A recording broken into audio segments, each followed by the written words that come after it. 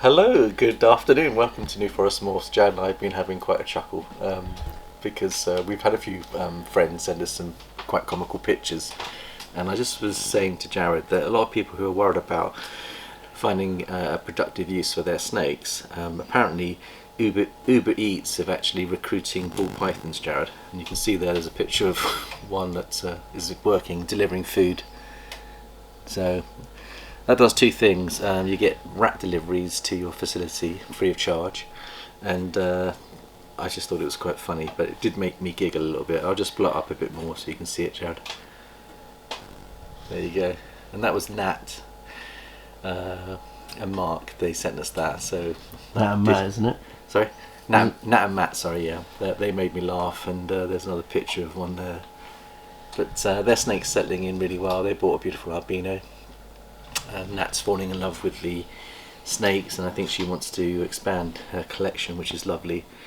And Matt's got a few snakes here that we're preparing as soon as they get their facility all set up to go. So that's all exciting. But today is good news, Jared. Brought a smile to my face as we walked in, Jared. What's the news today?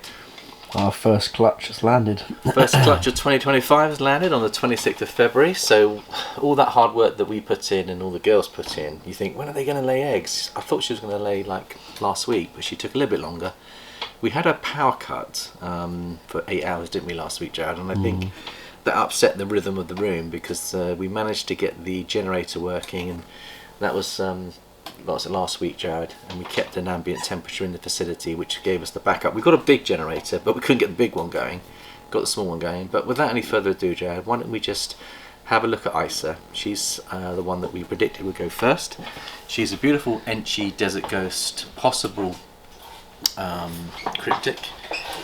She was put to the Axanthic VPI Pied Boy Thor. So these are going to be Enchi triple hets is what we want for our project. So let's just have a little look at her, Jared, see how she's doing.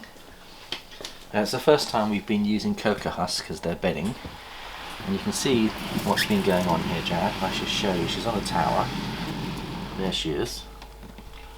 So she's made a nest, she's cleared all the cocoa husk around, and it looks as though she's got quite a few nice eggs there, Jared. So I don't know whether you want to lift her or I lift her, Jared. No, you can do it. Should I lift her? Mm-hmm. Okay.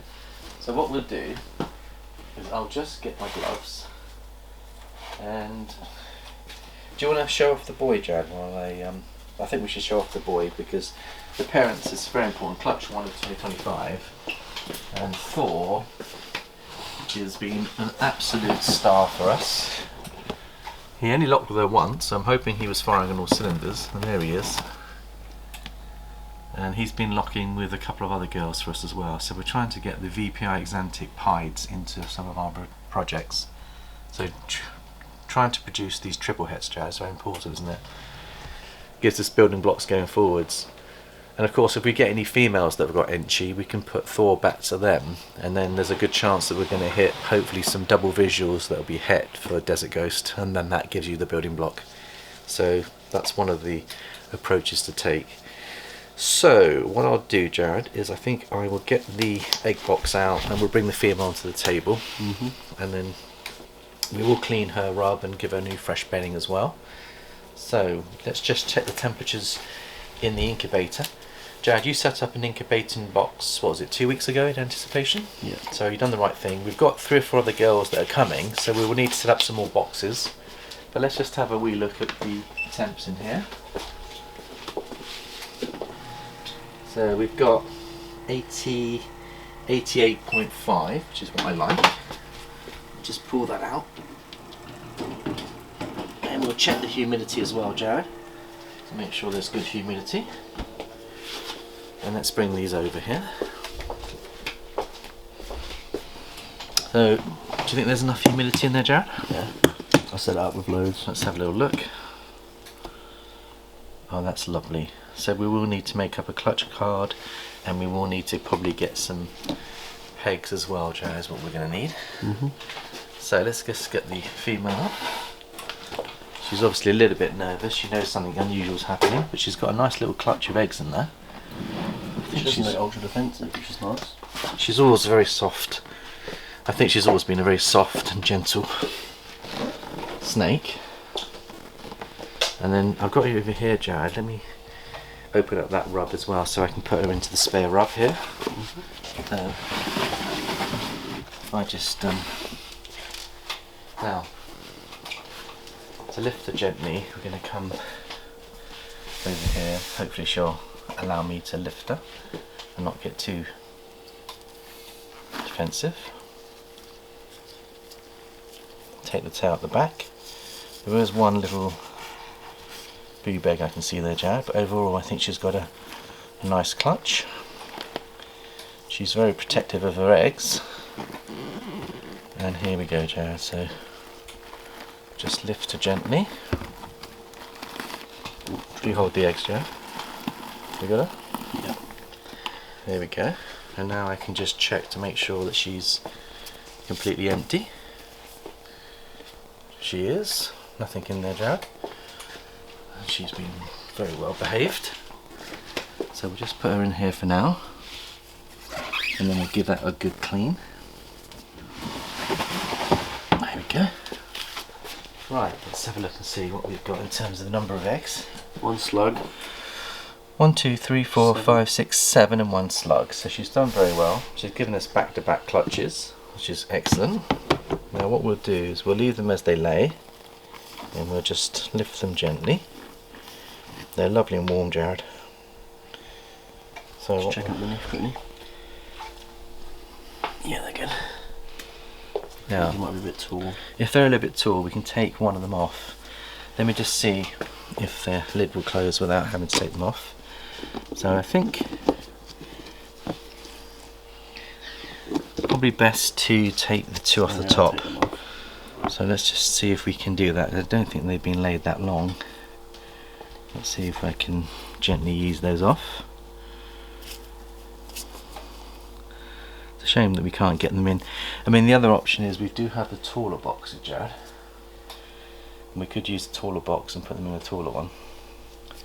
Is the other option we've got, rather than separate them. That might be a good call. Yeah, it wouldn't be set up, that's the only problem. Yeah. Alright, well maybe we'll just separate then. I think we will separate then these ones here. So let me just, I think she's had them for a while because they're quite concreted in. Do you want to have a go, Jared, and I'll video? Sure.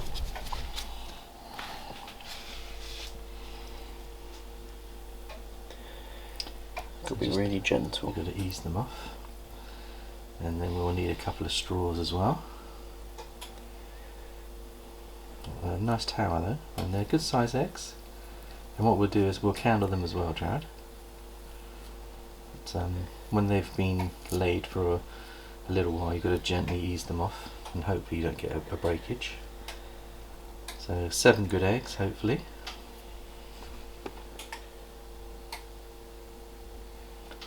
And it's really exciting to get our first clutch of eggs, Jared.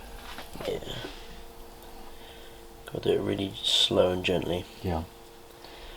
Because you don't want to tear an egg. And if you did tear an egg, Jared, what's the approach? Put a plaster on it. Yeah, put a plaster on it.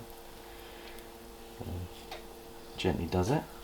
The earlier you get the eggs, the better it is in terms of removing them from the other eggs, isn't it? But she's the easier it is. She's sat on them for a little while. I think she must have been on them for at least 12 hours or so. Right, first That one's is off. That's very good.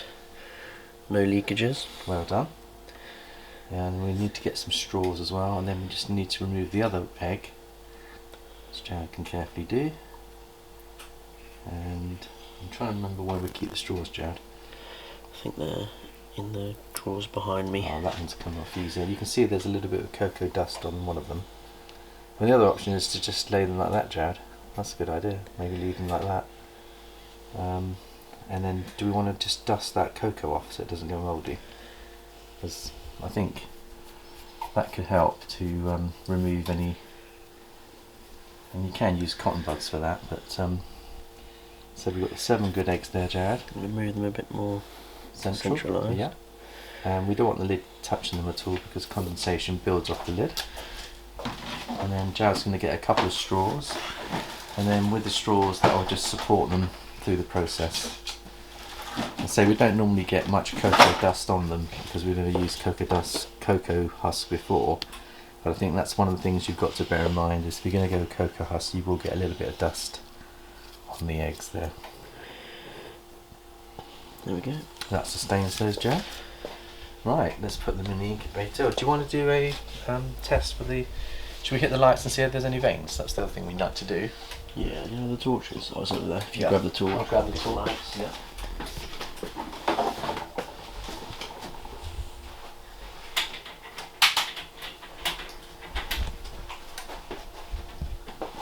Do the blinds.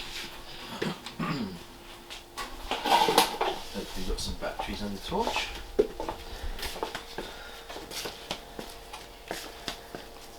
Just there. Is it there? Is it going to work?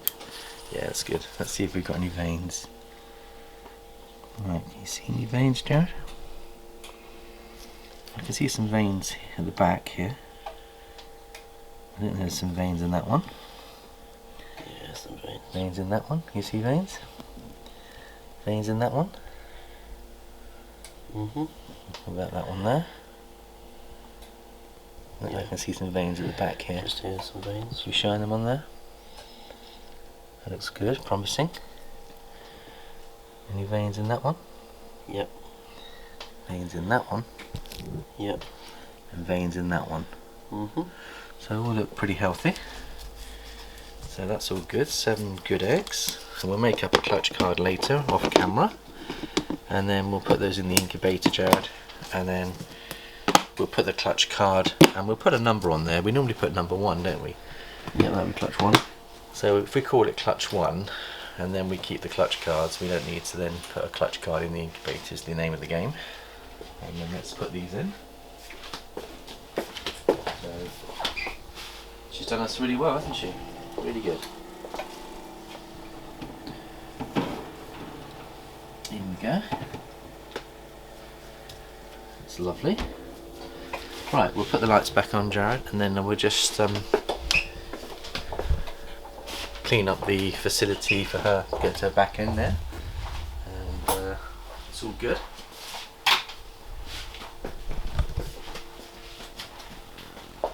So the next thing, Jared, I wanted to do was I wanted to just show everyone what the nesting behaviour is like. So you can see what she's done here. All the cocoa husk has been pushed up. She goes straight onto the rub, so she gets the heat that she needs. Those eggs were absolutely perfect when they jarred in lovely temperature, so it's all good stuff. What we'll do is we'll completely change the bedding, give it a thorough clean out. The water bowl will get a good clean. She can have a soak as well. And then she can have a nice soak, and we'll give her a nice bath, and then she'll get rehydrated. And then we'll try to get her on food within the next few days, I think will be the plan, yeah, Jad. But it's a fantastic start. So our due date on here was the 15th of Feb, and she took an extra 11 days. 11 days. So she actually went on the 26th. So what I would say is if I put 26th on there, Jad, so we know that that's the date that she actually laid. 26th of Feb, 25, 7 good eggs. Then we've got that record of all her locks and all her follicle build.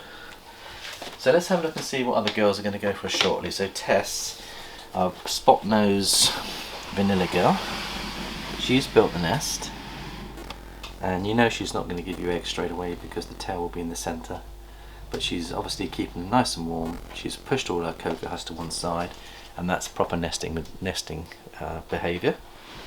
Let's have a look at the next one, which is Mango. She's also built a nest. You can see her tail's in the centre. So she'll probably give us. So she's going to lay soon, and she looks quite bulky. So I would say Jared would keep an eye on her over the next couple of days. So there's our second 2 other girls that could go for us. And over here, I'm going to show you Moneypenny because she's building nicely. She's going into her pre-lay shed, and then she's nested nicely. You can see how chunky she is. We're hoping to go for the hypopides there, which will have firefly hypopides is what we're looking at there. So she's got nice moist bedding, so she should shed nicely. And then over here, Jared, one of your projects that you're really keen to look at is Shadow, is the other one. and she's got nesting behaviour as well. She's pushed all the bedding out, she's on the bottom of the rub getting the heat that she needs, and she's due in the next few days too, so hopefully we'll get a few more clutches coming through. All good. Curiosity above her is not far away. She's building nicely. You can see she's very strong, very big girl. She's had a couple of locks. This is the Axanthic clown project. Hopefully we hit an Axanthic clown this time, Jared. And she gives us a good clutch of eggs we're hoping for. Karamak is also almost ready to lay.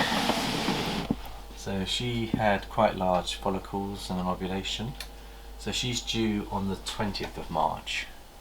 So that will be in about 4 weeks' time. But you can see how nice she's looking. So it's nice to see all these girls doing really well. And I think that's probably it on the female front, Jared. So I wish everyone a really good start to their season. We've kick-started our first clutch for the year. So hopefully, Jared, we've got a few more to come. And thank you very much everyone for your love and support, and we shall see you next time. Bye bye for now.